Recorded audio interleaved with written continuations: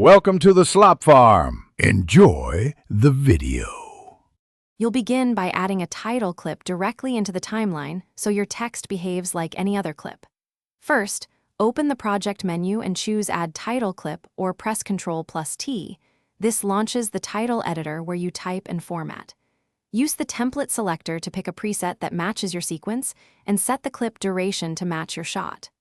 Once done, click OK to create the clip and drag it to the desired track above your video so it overlays correctly. You now refine the appearance and motion of your text.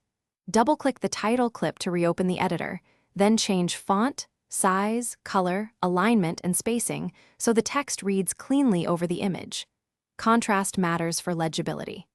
If you want animation, close the editor and apply keyframes to position and opacity in the Effects panel, or use Transform for scale and movement. Make sure to preview playback frequently to confirm timing and motion feel natural relative to the clip beneath.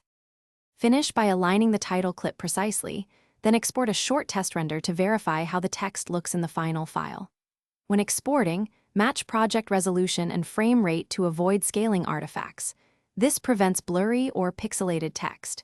If your title doesn't appear, make sure the track is enabled and the clip opacity isn't set to 0, and check that any compositing mode isn't hiding the layer.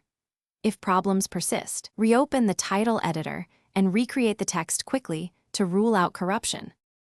Thanks for watching. Consider subscribing if we helped you today.